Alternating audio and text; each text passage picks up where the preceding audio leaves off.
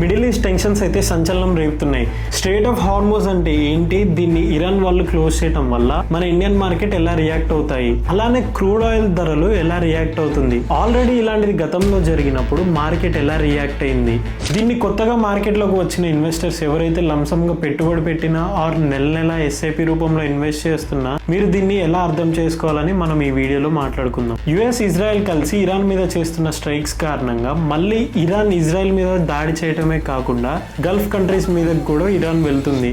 And ఇందులో ముఖ్యంగా మనం గమనించాల్సిన విషయం ఏంటంటే గల్ఫ్ కంట్రీస్ కి సంబంధించిన స్ట్రెయిట్ ఆఫ్ హార్మోజ్ ని ఇరాన్ వాళ్ళు క్లోజ్ చేశారనేలా డేటా ఉంది. స్ట్రెయిట్ ఆఫ్ హార్మోజ్ ప్రపంచంలోనే 1/4 ఆఫ్ ది క్రూడ్ ఆయిల్ ని గల్ఫ్ కంట్రీస్ నుంచి సప్లై చేసే జోన్ అది.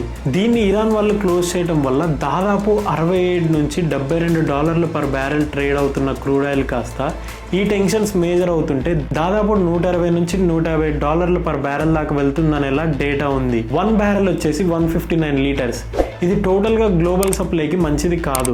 దీనివల్ల గ్లోబల్ స్టాక్ మార్కెట్ మాత్రమే కాకుండా ఇండియన్ స్టాక్ మార్కెట్ మీద కూడా ఇంపాక్ట్ ఉంటుంది.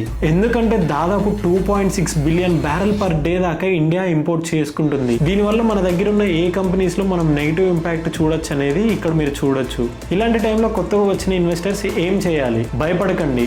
ఎవరైనా లంసమ్ గా ఇన్వెస్ట్ చేసినా ఆర్ ఎస్ఐపి ద్వారా నెల ఇన్వెస్ట్ చేస్తున్నా, గతంలో రష్యా ఉక్రెయిన్ వార్ జరిగినప్పుడు కూడా క్రూడ్ ఆయిల్ $100 పర్ బ్యారెల్ ని క్రాస్ చేసింది. అండ్ మన ఇండియన్ మార్కెట్ సింగిల్ డే లో దాదాపు నిఫ్టీ అండ్ సెన్సెక్స్ 5% దాకా కరెక్ట్ అయింది.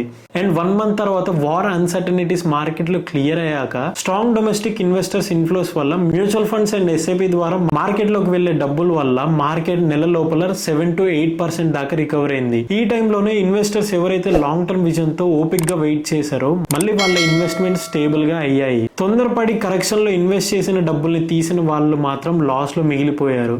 ఎవరైతే నెల ఎస్ఐపి చేస్తున్నారో మీరు ఇన్వెస్ట్మెంట్ ని కంటిన్యూ చేయండి, లేదా 5 to 10% ఇంక్రీజ్ చేసి ఇన్వెస్ట్మెంట్ చేయండి. అండ్ లంసమ్ గా ఇన్వెస్ట్ చేసిన వాళ్ళు పేషెంట్ తో వెయిట్ చేయండి. మార్కెట్ ఖచ్చితంగా రివార్డ్ చేస్తుంది. లెట్స్ హోప్ జియోపొలిటికల్ టెన్షన్స్ అన్ని సార్ట్ అవుట్ అవ్వాలని.